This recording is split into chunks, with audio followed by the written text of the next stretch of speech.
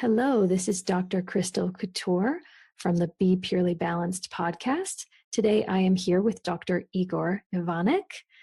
Dr. Igor wears many hats. He is an NPR featured social innovator, internationally recognized composer, performer, and teacher who helps people to use their innate listening skills to improve life quality and presence in the moment.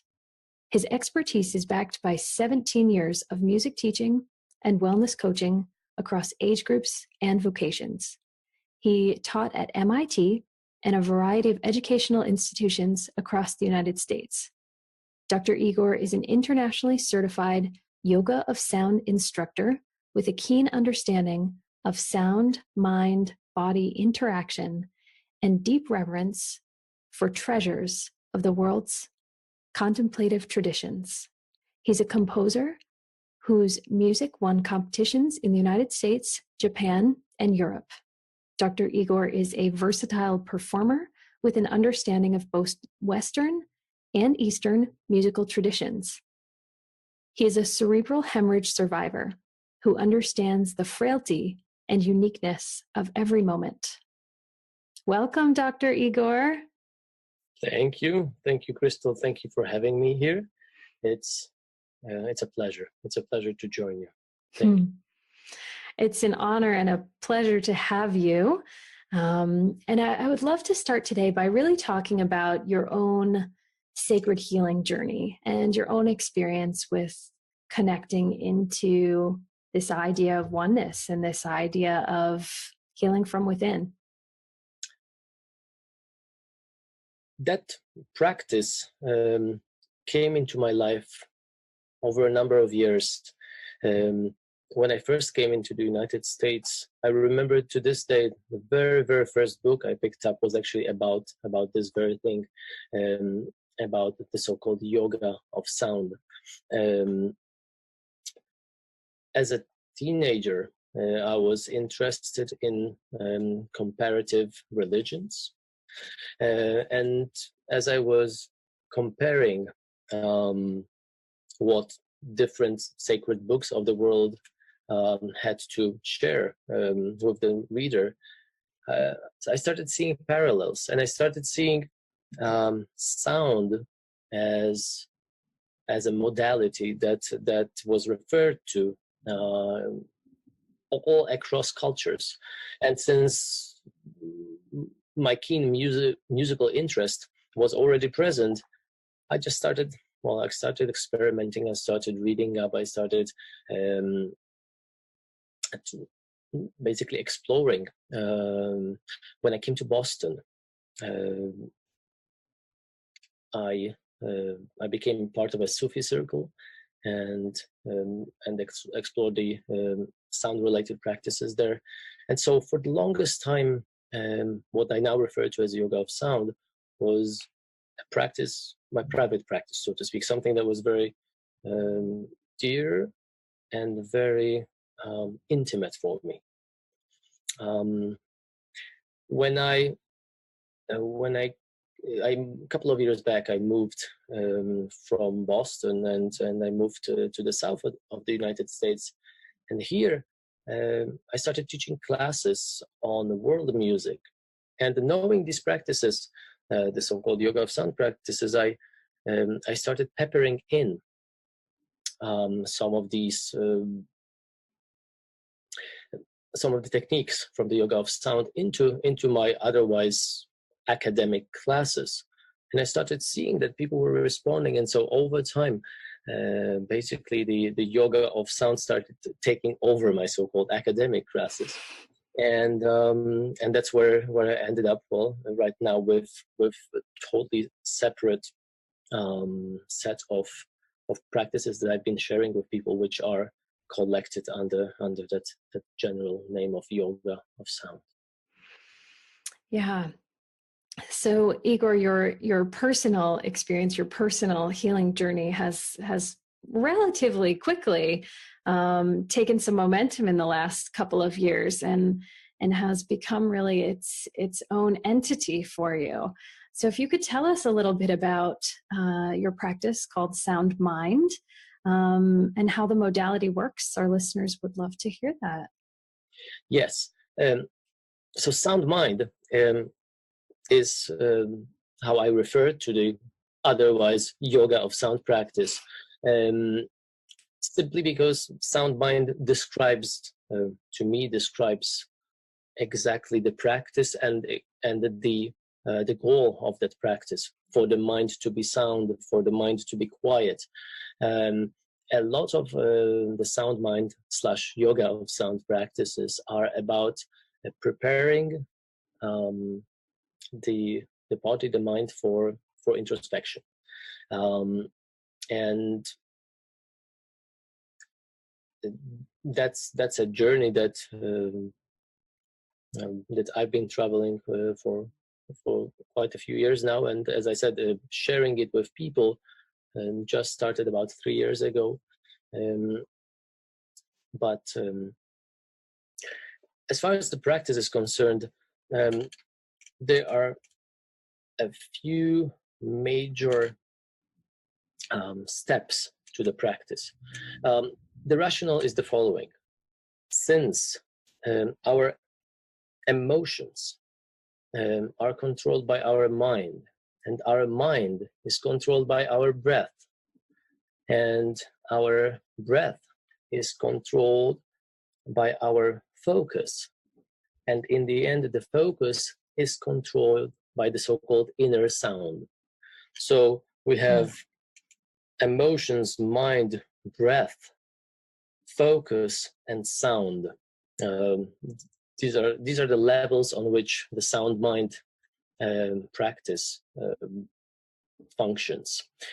So a lot of basic preparatory exercises are actually connected with breathing practices, yoga-based breathing practices, the so-called pranayama. Prana is the life force, life energy, that the closest approximation of which we have is by using our breath.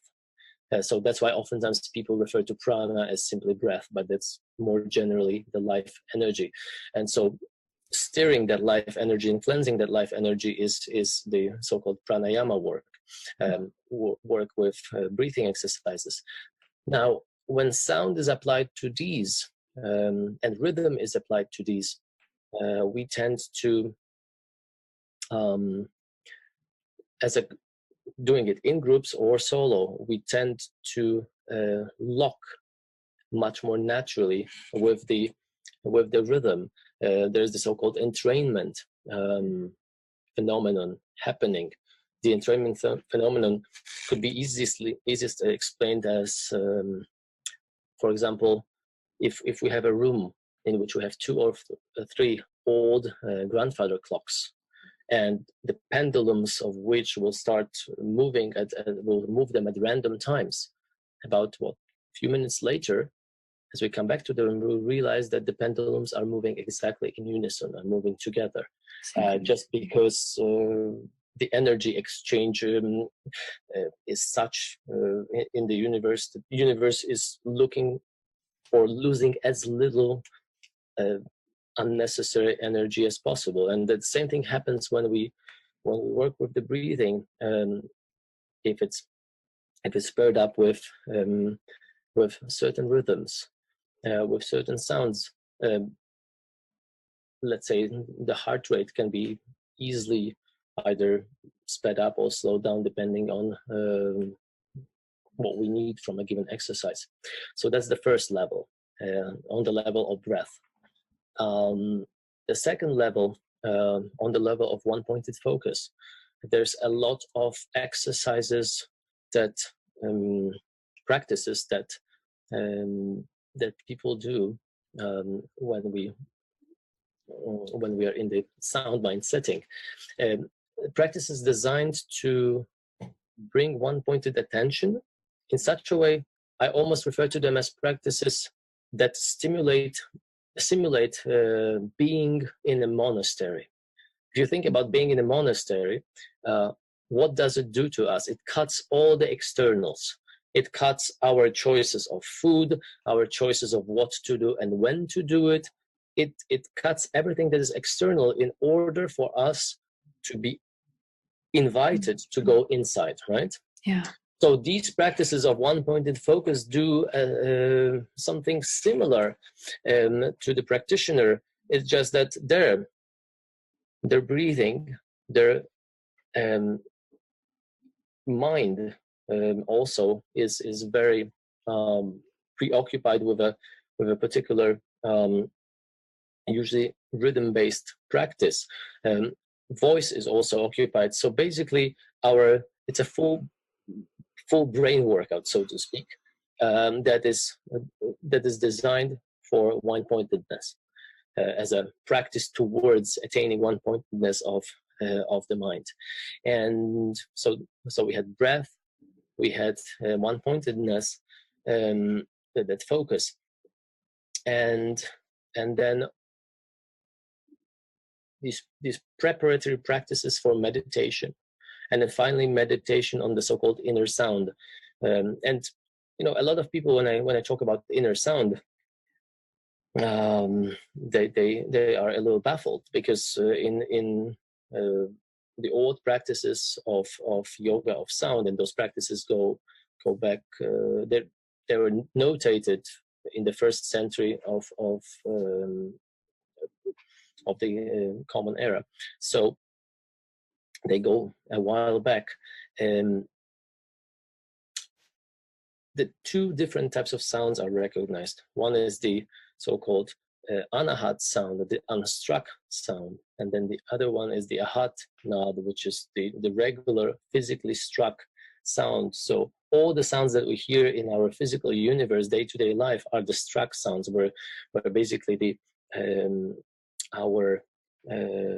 sound is produced by disturbing the peace, the equilibrium of the air molecules. Whereas there's this other aspect of the so-called unstruck sound, which is the sound that does not rely on the physical presence of air, and that is the final focus of the practice. And you can easily think about that sound in the following way. Maybe this is a crude generalization, but we all can refer to our thoughts being perfectly audible to us, right? Inside of our heads. And yet, these thoughts do not depend on, disturbing the air balance, meaning they don't exist in the outside reality as we know it from day to day. So that is something usually, while mentioning unstruck sound, this is an example that I give to people so that they understand that indeed they all have had an experience of that already. So the sessions are progressive, in that you move from that space of breath into the space of one-pointedness, and eventually into the meditative state. And so many people say, I know meditation's good for me. I know this is what I'm supposed to be doing, but I can't get there. And from what it sounds like, excuse the pun, it sounds like through this practice, we're utilizing the brain in such a way that we're taking out much of the excess noise so that we can get into that more singular focus and eventually get into, as you described it, the place of the sound mind. That's true. That's why. So the concept is going from the external sound into the internal sound. So first, yes, you're absolutely right, Crystal, that at first it is busying the mind to such an extent, but with things that are actually very conducive later to concentration, so that the mind can start existing without constant back and forth of random thoughts, as a preparation. And so yes, it is a gradual practice of finding peace within. And so the tradition of the sound mind work that you're doing is comes from where? The tradition actually was codified very beautifully, almost scientifically codified long back in India. Mhm. But the practices, as far as my understanding goes, from what I mentioned, since I was interested in comparative study of contemplative religions, or contemplative traditions, of the world, I see similar practices all across. I see similar practices, obviously, in India, in Hindu and Sikh practices. I see practices of similar kind um, um, in Sufi practices of Central Asia and all over the world. Basically all over the contemplative paths and mystical paths of all religions. Because usually it is the mystical paths of the religions that would point out that the experience of the divine is something that the one should experience in this life now within themselves, right? And that's why usually, historically speaking, the mystics of the world were usually prosecuted, because they advocated that there's no need for an institutionalized religion, because it is something that one should aspire to, well, here and now.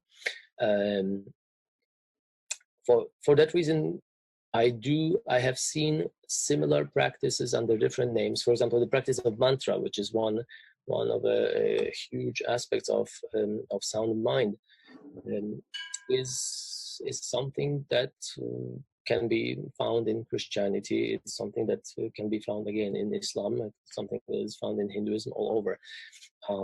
But it was fantastically codified in the early yogic writings.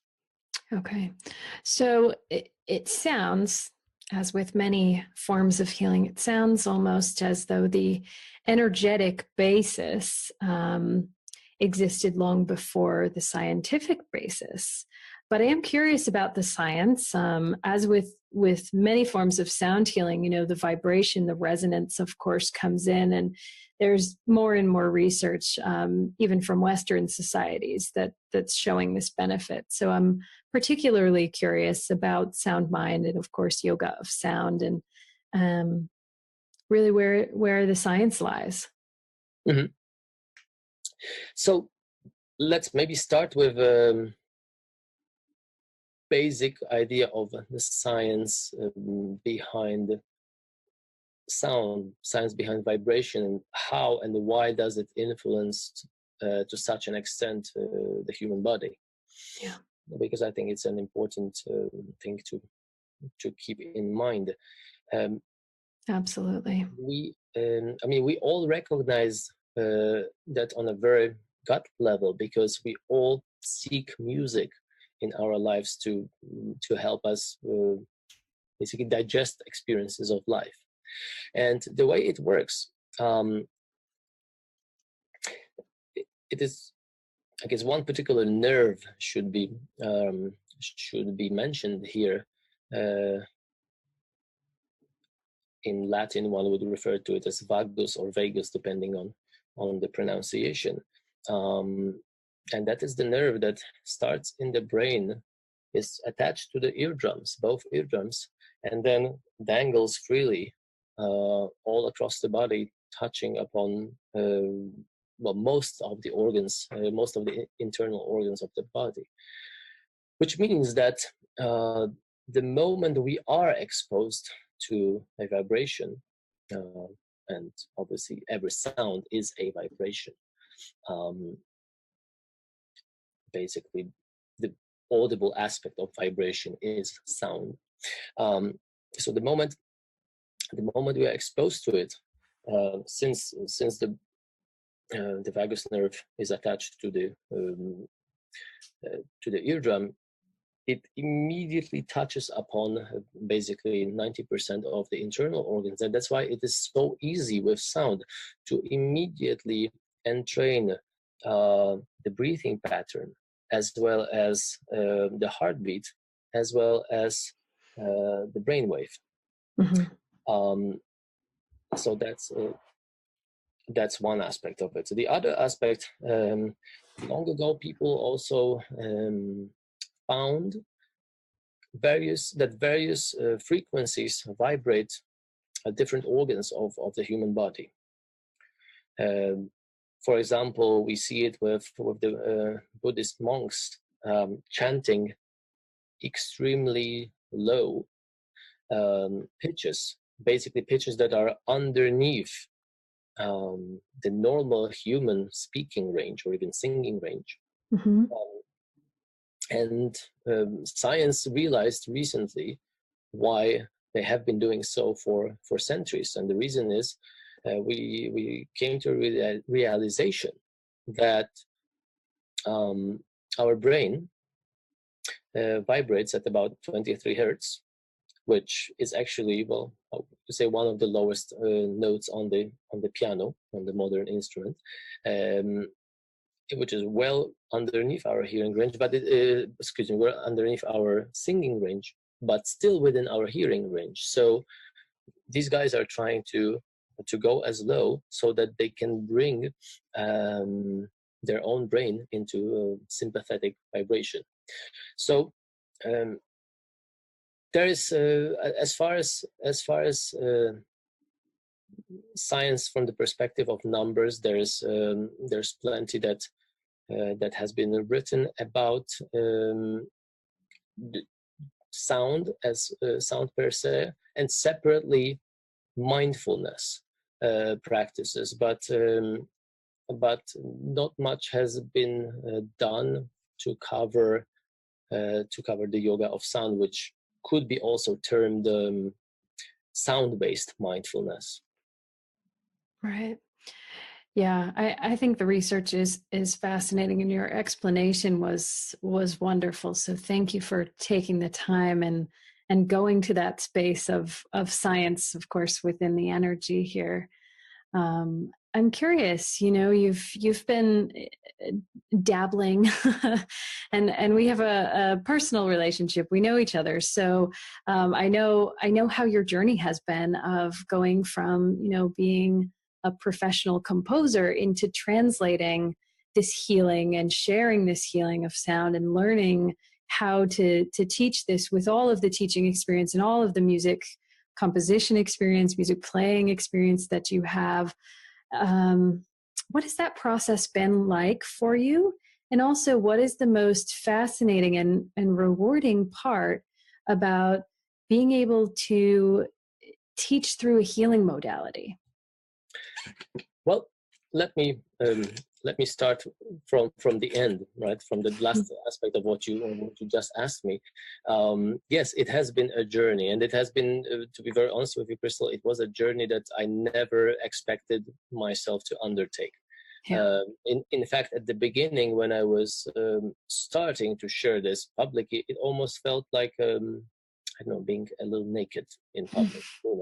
It felt like I was sharing something so personal that maybe I should not. But what kept me going and made me realize that what I'm doing makes sense was just simply the response from people who they were clearly showing me that they do that it does wonderful things to them, and they do need that. In fact, few times I had an opportunity to lead these workshops in, you could call them almost a flash mob environment, or even not flash mob, because flash mob is actually, it looks spontaneous, but it's not at all spontaneous. It's perfectly prepared. Whereas I'm talking about us deciding on a space within, let's say, a healthy living store of sorts, and deciding on time, and then not knowing even whether it will last 5 minutes, and then me setting up and people slowly coming in, and we are working, and then 2 hours later I in the end have to finish the session because of other obligations. But people do want that, because see, it's a lot of these practices are so basically human. I mean, they are, since they are starting at the level of breath. So they're starting at the level where we share everything as human beings, because only beyond that level we manage to divide ourselves into, Democrats, Republicans, Christian, Buddhists, Hindus, and whatever else. But on that very basic level, this practice almost hits you so deeply that there's just almost no way not to respond to it. And one of the fantastically rewarding aspect of doing this, almost something that is something that I see while doing a workshop. Oftentimes, since as I mentioned earlier, I do live in the southern United States, this practice by itself is pretty. It's not well known. It's not well known in the US. It's not well known all over the world. It's one of the oldest practices of yoga, but has not been really in the mainstream of yoga for the longest time. So, or in the mainstream of Westernized yoga, let's say, it has not been present. So basically, people have no idea what to expect when oftentimes when I'm conducting a workshop for the first time. So when I come into the room full of people with a body language of totally being withdrawn and closed and absent, and then basically seeing them kind of open up like lotus petals, that's a really fantastically rewarding feeling, because I know that sound, that vibration has such a beautiful impact on them.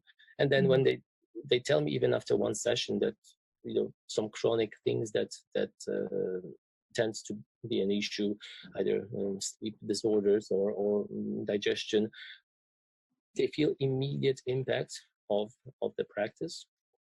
That just like those it is that sort of feedback that made me think that yes, I should keep should keep moving along with on that path. So that was a huge that's just a beautiful thing to witness. From this perspective, I by no means I call myself a healer. I just feel like I'm a person who simply shares. I know enough about sound, and I test all these practices. I've been testing these practices on myself for many years, and I only teach the parts of it that have been well tested. But I feel that I have enough knowledge to share, to give some things, some easily digestible practices to people that can help them in most of the aspects of life. In fact, I'm laughing sometimes because since I do these workshops also in the corporate or business world, and when I talk to business oriented people, they always ask me this crucial question of what is your target audience? And I smile at them and I tell them, to be very honest, my target audience is everybody who breathes. Because yes, that's how wide-reaching this practice is.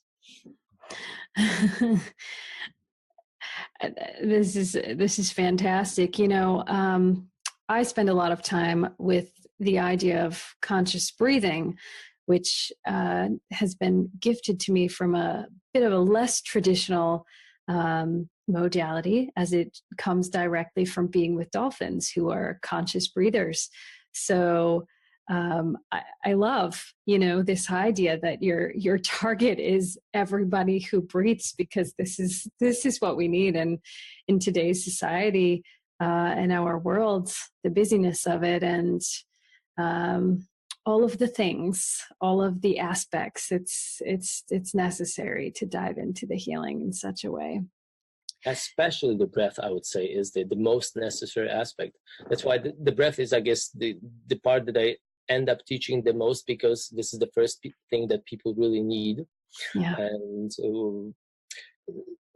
if you think about, most of today's ailments, I really feel that a lot of it boils down to one and the same thing. I mean, we keep on going through life just constantly gathering experience after an experience, and obviously with being connected the way we are connected non-stop um, to all possible gadgets, we just yes, we collect the experiences, and then each experience gives us thoughts, gives us emotions. So we just go through daily life collecting thoughts, collecting emotions, collecting experiences, and more and more and more. But we Yeah. never digest them. We never Correct. get a time to, and the only digesting is actually happening when we take silent time off, when we are on our own without even a book. Exactly. And either walk or sit on a swing or sit under the tree, doesn't matter. Oftentimes people refer to that as meditation, but on a very basic level, it's just digesting and learning from the from the experiences that we have collected. And this is extremely important, and because, well, we all talk about stress, but basically stress is I mean, the definition of it is just inability to handle emotions, to handle thoughts, and that's where it comes from, because we just pile them up one on the top of the other. So Right. breathing here is a must, so to speak. Oftentimes I'm wondering why these things are not taught at school. In fact, today I was opening a school year at one of the schools here, and I had the luxury of sharing this practice with 350 kids, and Mm. it was just fantastic to see that. Yes, first they initially were almost ashamed that they are focusing on something as basic, but then again there was that moment of a shift when they Mm. settled and felt extremely comfortable in that world. And I think really, partly our education um, should be on that, because this is at the basis of all existence. Let's be honest. Yeah. Yeah. I read a research article recently. I don't want to misquote it, but it was specifically talking about pain. And the idea was that they were teaching the clients, for whatever purpose, to breathe into the space where the pain was in their body. So if they had pain in their shoulder, they would breathe into their shoulder, this, kind of metaphorical concept. And the pain substantially reduced in the study, and it was considered valid because their sample size was excellent. So I think there's the research that's coming out more and more is helpful, and I think more and more people are becoming aware of what's possible.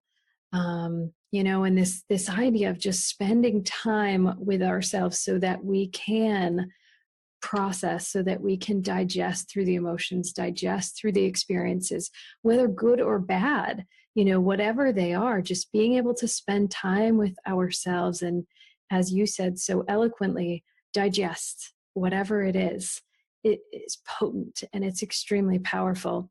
And it does bring me to my next question, which is, and you perhaps have already given us one, but what would you say are 3 tips that you could give to anyone who's listening, whether they have experience with sound mind or not, that this modality has gifted to you? All right. I will in just a moment get back to the 3 tips, but when you were talking about the research about pain and breathing into various places in the body where the pain is located, I was smiling, very, very broadly, because let me tell you, this is also one of the aspects, one of the practices of yoga of sound. There is the human body. There's a 50 mantras placed within the human body, and during let's say longer workshops, I get a chance to teach people these mantras. And actually the practice goes that, let's say, I don't know, you have a pain in the elbow, and yes, you know the mantra for the elbow. Meanwhile you also were practicing enough one-pointed focus so that you can put your one-pointed focus into your elbow, and that's exactly how that works. Now, there are the 3 tips. regarding, basically you're asking about 3 tips for daily life from yoga of sound. Sure. Since I would like it to be something that people who have not necessarily practiced would benefit from. Let me keep it extremely simple. First of all, asking yourself, I would say, ask yourself 3 questions, 3 basic questions, as often as you can. First of all, ask yourself whether at this very moment your body is fully relaxed. Check with yourself whether your spine is comfortably centered. I'm not talking about straight, I'm not talking about straining, but just comfortably centered. And whether your breath is actually full. And speaking of the breath, I would really encourage people to, first of all, start breathing through their nose. Unless really necessary, stop breathing much using their mouths. And engage even in minute-long sessions where you simply put your hands on your abdomen and explore abdominal breathing, explore chest breathing, so that we don't breathe shallowly as we do on daily basis. I mean, the rational yoga talks about the following, that we are all given X amount of breaths in our life. So now if we manage to extend these breaths, we live longer and healthier. Whereas, well, if we breathe them quickly and shallowly means that not enough oxygen will be in the blood, and therefore more disease will be created. So really, I mean, I understand that these tips are not necessarily yoga of sound or sound mind, but these are such basics that I feel everyone should give them some thought in their life.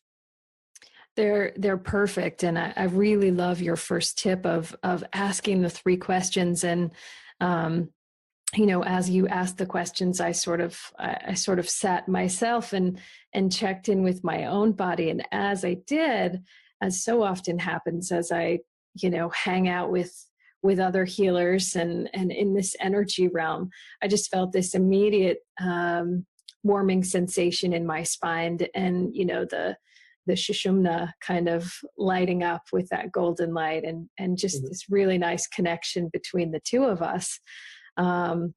So I love that. I think these are great questions for people to tune into on a regular basis. So thank you for sharing. This has all been so poignant. The question I have now is really, how does this work? How does the healing, how does the vibration, how does the frequency, in your opinion, impact the collective consciousness? Collective consciousness, yes. I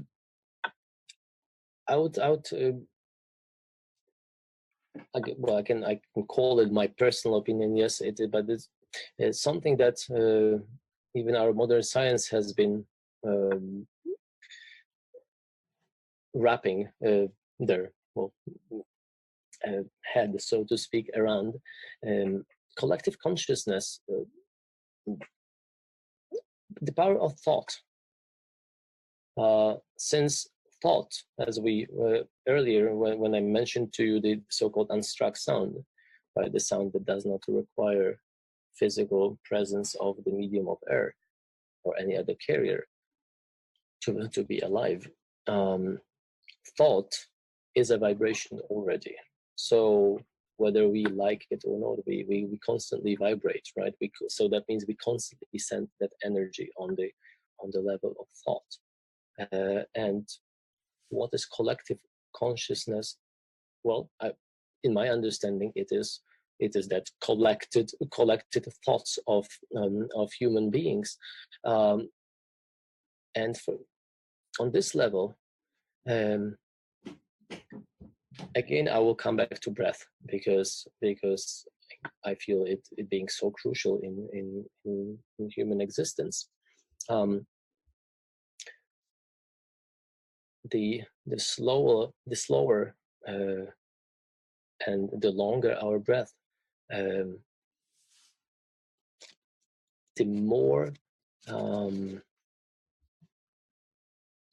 attuned our thoughts will be, and therefore what we'll be sending out vibrationally will be balanced. And therefore, if more people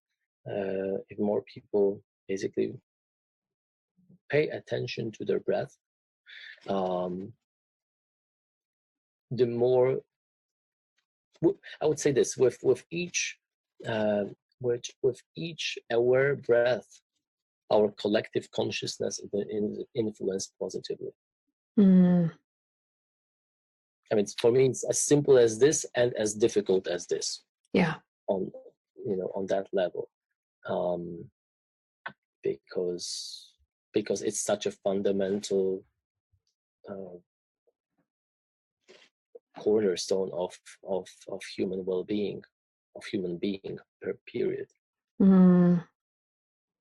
I love how you said that. With each aware breath, our consciousness is positively impacted, and that's really the key. There's so much to awareness, and there's so much to that conscious breathing. Yeah. And breath does something beautiful to us, because breath is that factor that totally forgoes all social status. I mean, we, whether rich or poor, doesn't matter. We all depend on it for sustenance, right? So from this perspective, it's such a beautiful practice that, as I mentioned earlier, is a practice that we all share before we manage to before the ego comes into play. Yes. That's why I would say that it is the breath that will be influencing that consciousness. Yeah. This is a very powerful conversation, Igor. And for our listeners today, this structure is that we will close the chatting now, and then we are going to be gifted a very special sound-based centering practice from Igor. So before we get into that, Igor, I would just love to, of course, thank you for being on the show. And I would love if people want to connect with you, for you to share the ways in which they can do that. Probably the easiest way for us to connect would be if you send me an email through the SoundMind website, sound-mind.com, and you can ask me questions about the practice, and I'll be more than happy to chat with you. Beautiful. And so, Igor, of course, in Mississippi, you are offering many group healing sessions. You're also offering individual sessions, and you're offering distance sessions as well? Yes. Beautiful. Beautiful. So stay tuned, because up next, Igor will be sharing a healing with us. Fantastic. And thank you, Crystal. Thank you for having me here. And everybody, thanks so much for being with us and for listening.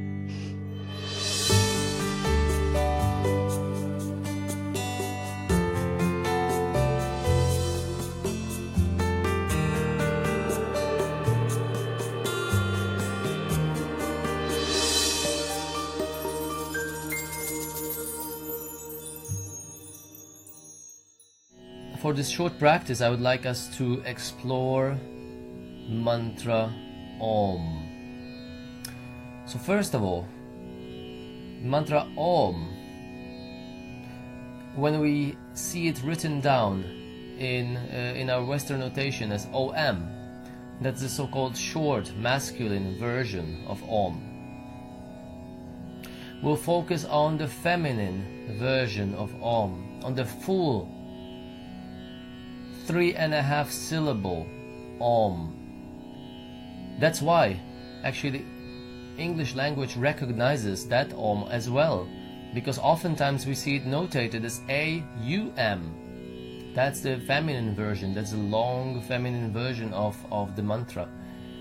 And obviously it comprises of the sound A, of the sound U, and the sound M. That sound M is basically nasalizing, pushing the energy up your nose so that it actually reverberates your skull. So the first important aspect of the mantra Om to understand is that you will be moving the energy from deep in the chest, which is Ah, the first aspect, Ah, into the throat, Ooh, and then into the skull, into the top of the head for M. So basically, as you start practicing Om, you realize that it moves from deep in the chest across through the throat and all the way into the skull. So Ah is deep in the chest, U in the throat, and M in the skull.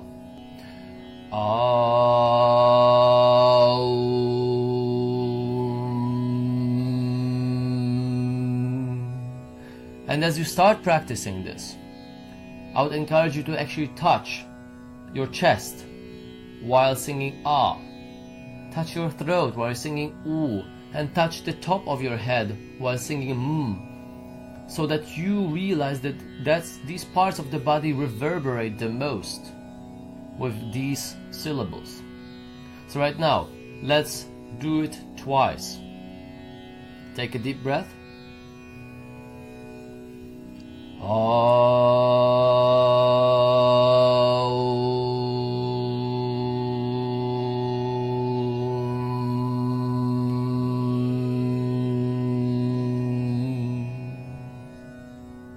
And again, deep breath.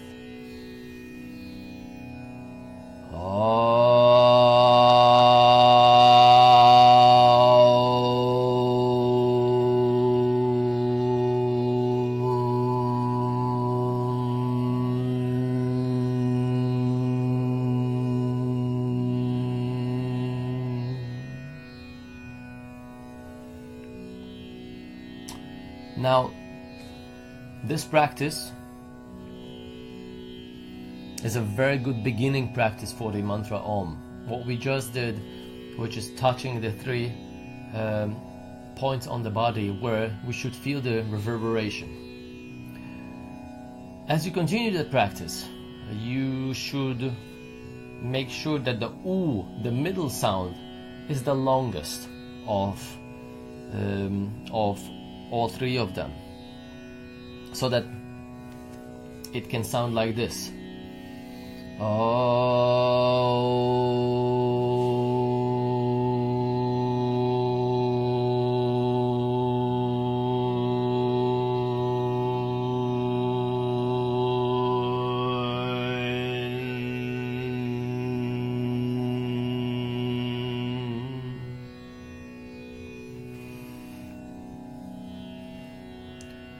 But that will take a little bit of developing, making sure that you also developed gradually your lung capacity.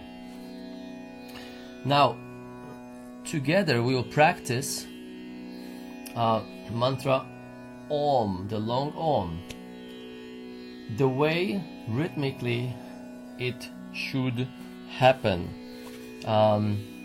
Mantra Om, with its 3.5 syllables, should happen in a certain rhythm. And since 3.5 is a difficult rhythm to understand, we'll double that, and that's 7. So basically, the first sound will be lasting 2 counts. Second sound will be lasting 2 counts. Third sound will be lasting 2 counts. And then we'll move up into the silence for 1 count. So sound-wise, we'll be using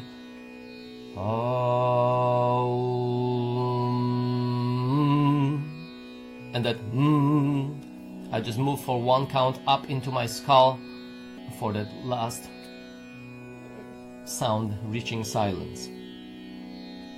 So here we go. We'll do it with the rhythm in the background. So here's our count. 1, 2, 3, 4, 5. Here we go.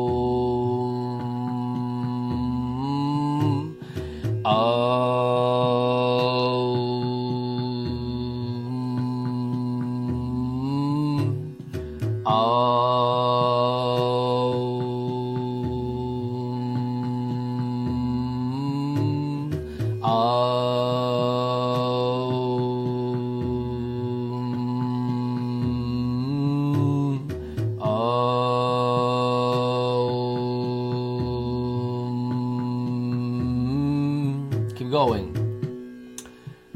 As you are doing that, you should feel the ah-oo and in your forehead.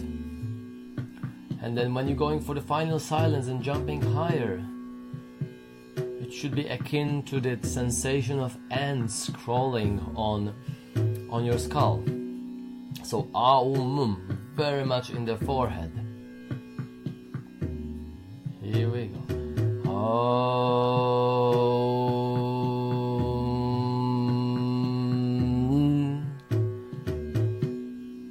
If you do know what a Shambhavi mudra is, then you can also use it. If you do not know about Shambhavi mudra, don't worry. It will come at some point in your practice. At first, it's important to get used to settle in the mantra. Keep continuing.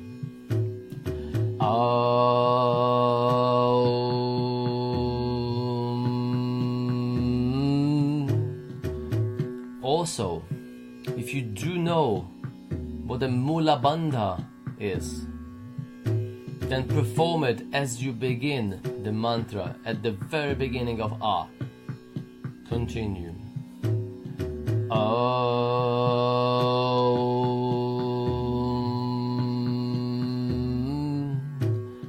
And again, if you do not know what Shambhavi Mudra or Mula Bandha is, do not worry. These are different stages of practices, so that the people who have already practiced Mula Bandha and Shambhavi can use those. But if you're unfamiliar, that means you should first separate these practices until they become totally comfortable.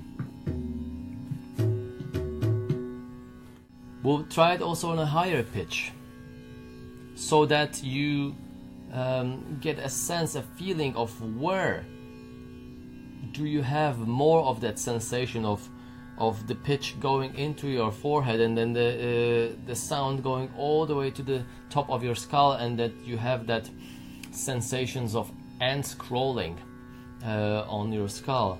That's why we first started it on the lower pitch, and now we're continuing the practice doing the same thing but from a higher pitch.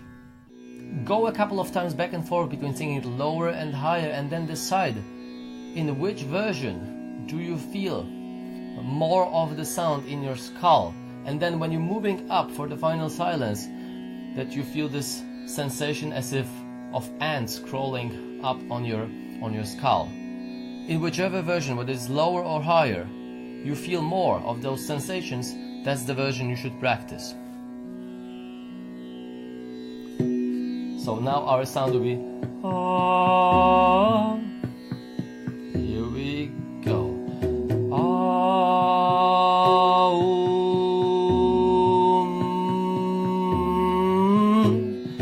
ah.